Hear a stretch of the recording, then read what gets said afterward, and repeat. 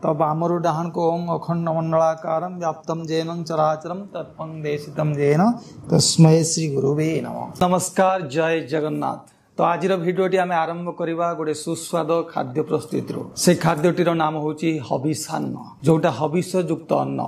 तार इंग्लिश शब्दटी होची fasting food. जो खाद्यटी उपवास सहित ही सेवन करा जाय थाए, ग्रहण करा जाय थाए। गोटे बेले उपवास रहिबा को पड़े, ता सहित अन्न ग्रहण करिया को पड़े थाए। तो आसंतु देखिबा आज खाद्य प्रस्तुति रे केमिति कोन हविषान्न को पालन करा जाय आ खाद्य प्रस्तुति केमिति तैयारी हिताए, सामग्री आवश्यक पड़े आ कोन कोन खाद्य प्रणाली भाबरे प्रस्तुत हुए ताको आमे गोटी गोटी करी आपनक सहित आलोचना करी। अरुआ अन्न जोटा होची अरुआ चावल रे तैयारी हिताए अरुआ अन्न। सिजा मटर जोटा होची मटर रे प्रोटीन भरपूर मात्रा रे थाए सिजा मटर। आ ता सहित आमे होची खसा जोटा धळा खसा नै थाउ। कळा खसा नै पारले बहुत भलो, किंतु कळा खसाटा आजिका डेट रे मार्केट रे एते भलो क्वालिटी रे मिलुनी। धळा खसा जोटा कि आपनकर लिवर आ किडनी हार्ट प्रति बहुत प्रकार लाभदायक। ता सहित मोगर डाली नै थाए, कंचा कदली भजा होता है। ये सबू बिना हलदी बिना तेल गोटे मात्र लुण व्यवहार होता है, ताको सैंधव लुण कह जाए। सेटा पर्टिकुलारली भारत रे किछि अंचल रे सेही लुणर पहाड़रू सेही लुणटी को बाहर करा जायथाय, सेही लुणटी ही व्यवहार करा जायथाय। घीर व्यवहार मध्य होइथाय। तो चलंतु आमे सुस्वाद हविषान्नर खाद्य प्रस्तुत करिबा। तो एठी आमे किछि अरुआ चावल नैछे, मटर एटा को राति रे भिजै कि रखिबा को पड़िथाय। खूब सुंदर सुस्वाद बाड़ी कंचा कदली नैछु। मुग को ही देसी मुग को बटा जाई पूरा तार चोपा छड़ा नहीं, ताको भाजी टिके प्रस्तुतिकरण करवा। आपन को सही सैंधव लवण कथा कहतली, एटा ही सही सैंधव लवण। तो यही लवणटी ही गोटे पर्टिकुलर पहाड़रू ही भारत वर्ष में मिलता है, बहुत रेयर मिलता है। कारण देसी घी जोटा ओरिजिनल पूरा देसी गाईर घीटा से घी आपन से कलर रु कॉम्बिनेशन रु जानी पारथुबे पूरा ओरिजिनल अछि। जेते ओरिजिनल घी पाइबे सेते देह प्रति आपनकर स्वास्थ्य प्रति बहुत हितकारक। तो यही घी आमे व्यवहार करिबा। तो चलंतु ये सबुर सम्मिश्रण रे आमे गोटे सुंदर भाव रे खाद्य प्रस्तुति करिबा। आज गोटे सात्विक मनोभाव नै कि गोटे सात्विक प्रणाली रे खाद्यटी को प्रस्तुत करिबा। ये देसी मुग डाली जोटा चोपा अधा छड़ा हिची अधा छड़ा हे नै, पूरा छेचा है कि मुग डालीटी को मुगटी को बनाई छी। वर्तमान यही कढ़ा ऊपर पका दवा, ता देहर टिका जीवाणु सब नष्ट होगा पई भल से भाजी नवा को पड़िबो। मुग डाली तार गोटे भजार गोटे स्मेल बहुत सुंदर आसे। तो निहाती भाव में मुग डालटा को भाजिकी ही बनइबे। अर्थात मुग डालटा धीरे धीरे पूरा टिके जली आसिलानी, जोटा रोस्टिंग हे आसिलानी। मुग डालटा को बाहर करदेबे। तो वर्तमान मो फ्लेम को कमे देली, मुग डालटा को वर्तमान बाहर कर देली। एठी सब भाजी रखिथिबा डाली को नहीं नबा।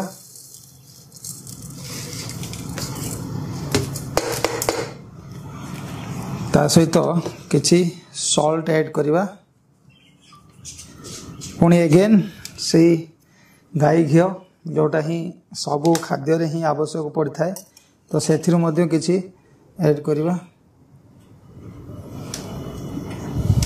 तो ता सहित आमे किछि पानी को भी ऐड करनवा। ढक्कन क्लोज करी 2 ରୁ 3टा सीटी हवा पई छाड़ दवा। तो वर्तमान आमे डाली ओले देई, तो डाली रेडी ही साची। 3टा हुइसिल ले जहाँ सीझी थिबा आमे बाहर कला परे जना पड़िबो। सनातन धर्मर आर्य संस्कृतिर सभ्यता भितरे पुरातन काल रे लोक माने जेते बेले आपण सुनी थिबे हविषान्न ही मझिरे मझिरे पालन करंती। जेमिति कि एकादशी द्वादशी पूर्णिमा अमावास्या समय लोक माने प्रायतः हिंदू घरर हिंदू परिवार लोक माने उपवास रुहंती। एटा जदियो गोटे आध्यात्मिकवादर कथा।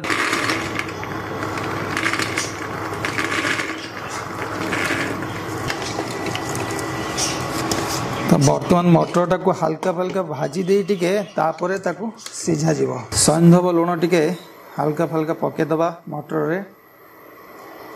मटर रे आमे कोनोसी हळदी तेल मसला किछि ही दबार नाही, सीधा सैंधव लवण पड़िला। ता सहित आमे पानी को ऐड करिबा। सिझिबा मुताबिक पानी नै दबा। तो एतिकी पानी मते लागुची काफी ही जीवो। ता सहित आमे ढक्कन को देई 3टा सीटी मारिया को छाड़ी दबा।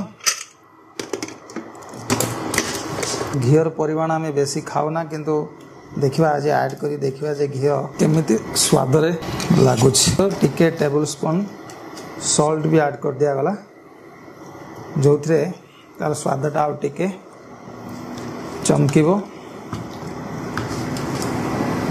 मटर गुड़िक अलमोस्ट सीझी सारी तो यही जिनसटा यहाँ ही परफेक्ट अच्छी कारण तार ऑलरेडी चोपा बाहरी जाइए गोटालिया थे आप खाइबा भल लगे जदि पूराटा सीझी जाता ताहले आपन को किसी पार्टीर स्वाद ही जना पड़ी न था तो जेहेतु गोटा गोटा टिके अच्छी अधा खंडिया ही तो आपन को बहुत स्वाद ही लगे जदिओ यहाँ गोटे धार्मिक शब्द किंतु ता पछरे गोटे विराट बड़ विज्ञान लुचि ही रही तो ये फास्टिंग फूड उपवास खाद्य आम शरीर थिबा जो फूड डाइजेशन जो मेकानिजमटा पाकस्थली स्टोमाक जो हजम शक्तिर जो मेकानिजमटा अच्छी सेटा प्यूरिफाई हुए फिल्टरिंग हुए और रिफ्रेश हो जाए तो से आम प्रायतः मसरे थरे किंबा दुई थर एमती ही normal day to day life रे जो जो जंक फूड आम खाऊचे विभिन्न प्रकार अनियंत्रित खाद्य शैली जो आम भितर इनटेक करुचे कंज्यूम करुचे तो ये सब विष जातीय खाद्य आम जो ग्रहण करुचे से खाद्य आम स्टोमाक बा पाकस्थली को आमर लिभर को रक्षा करने से सहित आमको गोटे डाएट बा गोटे रूटीन मेंटेन करी ताको गोटे आमे प्यूरिफाई करिवा पई तार फिल्टरिंग करिवा को पड़े आ सेटा को आमे आध्यात्मिकवाद शब्द रे कहूचु हविषान्न हविष युक्त अन्न एटा को ए स्टाइल रे बाहर करिवे एटा को एठी टिके रखिवे कदली चोपा एमिति बाहर कले कदली भी नष्ट हेनी ता सहित आपंकर छिलकार जो अपर थिकनेस चोपार जो भागटा ही बाहरी आसो तो ये है पुणी एपट साइड को काटिदेवे तो कदली को बारीक करी काटी नवा कारण ये तेल पड़ूना जेहेतु घी पड़ो तेणुक आम ताको पतला साइज रे न काटिले से कदली को ठीक से सीझिब चिपी होगी रहिबो तो से कदलीर साइज गुड़ी को पूरा पतला पतला करके आमको काटिबा को पड़ी थाए। बर्तमान आमर कदली कटा रेडी हो जाइए चूल्हा उपरे कढ़ा भी बसी सारी बर्तमान कदली को नहीं प्रथमे घी न दे आगे कदली को सिझे नवा तापर घी दे फ्राए करवा कढ़ा गरम हो सारी कदली गुड़ी को सब पकईकि साइज करके भाजी नवा फ्लेम आंच टिके हल्का कम करवा कारण कदली ही तले लगिज तो से फ्लेम को टिके हल्का कम कर सारापर कदली को टिके घोड़े दबा तो बर्तमान आम देखी नवा कदली गुड़ी को ऑलमोस्ट सीझी जाइए माने टिके रोस्टिंग हो सारी कढ़ा लगी सारी आ सीझी भी जाइए तो बर्तमान आम आधे टिके सैंधव लवण और घी टिके ऐड करवा टेबल स्पून घी जोटा कि कदली भजा रे टिके ऐड करदवा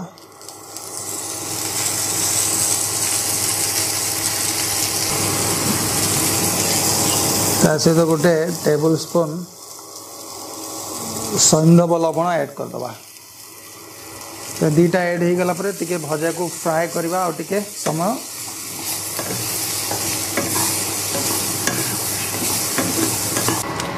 तो बर्तमान आमर कदली भजा ऑलमोस्ट रेडी हो सारी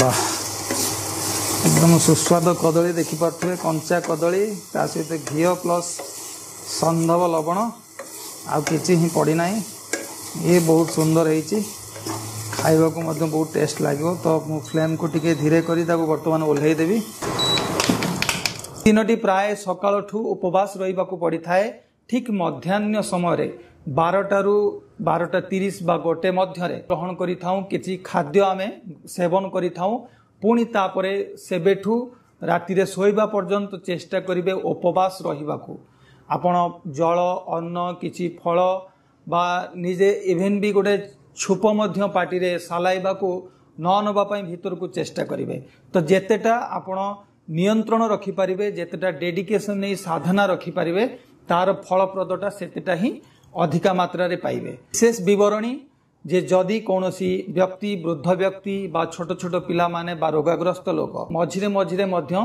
खाद्य ग्रहण करि पारिबे जदि सेमानको आपातकालीन परिस्थिति रे जदि कोनोसी प्रकार असुविधा आसे ताले मध्याह्न भोजन परे रात्रि भोजन सांध्य भोजन रे मध्य से खाद्य ग्रहण करि पारिबे तो ई खाद्यर प्रस्तुतिकरण रे आमे किछि अरुआ चावल नै जाइछु पूरा शुद्ध देसी अरुआ चावल एकदम धड़ा धड़ा अरुआ चावल अच्छी बहुत सुंदर भात भी हो चावल क्वालिटी भी बहुत बढ़िया भात जोटा टाइट हम ना कि पेज भी बाहर ना तो ये चावलटी ही नहीं आम बहुत उपयोगी चावल तो चावलटी बहुत समय पानी रे भिगा ही रखाई बर्तमान यहाँ पूरा प्योर धुआ हो जाइए चाउलटी प्रेसर कुकर दवा गोटे मुठा 2 मुठा 3 मुठा 4 5 6 मुठा चाउल 1 2 3 4 किसी समय मध्य भात पूरा रेडी हो बाकी खाद्य आम रेडी हो सारी तो चलतु आ विलंब न करी किसी समय अपेक्षा कर नवा खाद्य रेडी हवा तो भात आमर बर्तमान ऑलमोस्ट रेडी हो सारी यहाँ हूँ पेजयुक्त भात जो थे कि चाउल और पानी कॉम्बिनेशन एकदम परफेक्ट थिला आ भात ताको पेज बाहर करिया को पड़लानी एकदम देखिपे भात पूरा गोटा गोटा भी अच्छी ता सहित पानी भी बाहरी सारी अब हल्का टिके फुटीगला भात को आम ओल्लैदेवा बर्तमान खाद्यर समय भी हो जाइए मध्याह्न भोजन हविषान खाद्य बर्तमान आम किसी समय भितर खाई नवा यहाँ हूँ धला खसा जोटा मार्केट रे एकदम प्योर खसा मिलूँ आम ग्राइंडिंग करनवा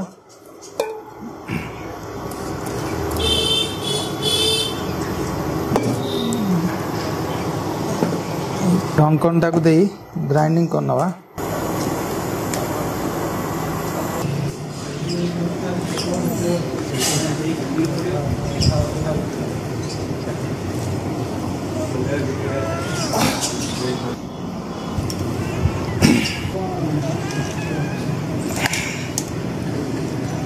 बर्तमान हविषान्न खाद्य रेडी हो सारी अरुआ चाउलर भातटी मुग डाली फ्राए बिना हलदी केवल रॉक सल्ट बा सैंधव लवण पड़ी यहाँ हूँ मटर सीझा घी और मटर सैंधव लवण सहित कदली भजा धला खसा रॉक सल्ट अच्छी जदि किसी अलणा हो ताले आपन से सल्ट पकई पारे ये सल्ट रो बहुत उपकारिता अच्छी हार्ट पाई तो भगवान को स्मरण करी वर्तमान आज मध्याह्न भोजन जोटा ही हविषान्न भोजन आम समर्पिबा तब आमरु डाहन को ओम अखंड मंडलाकारं व्याप्तं येन चराचरं तत्पं देशितं येन तस्मै श्री गुरुवे नमः। ताऊ भगवान को टिके खाद्य समर्पिकी आम निजे खाद्य खाइबा।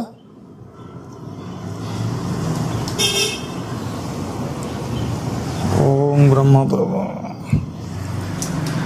एमिति सात्विक चिंताधारा नहीं मन मानस पटुरे एकाग्रता नहीं धार्मिक बा आध्यात्मिक चिंता चेतना रे रही आज पूरा संपूर्ण दिनटी को निजर शरीर मन एवं स्वास्थ्यर जत्न नहीं ए खाद्य को प्रसाद भावी समर्पित हुई सेवन करवा ही आम मानकर लक्ष्य धार्य आज ही से करने को जाऊँ बर्तमान टिके खाद्य देखी आम देखी नवा लुणे अलणा सब कौन है ना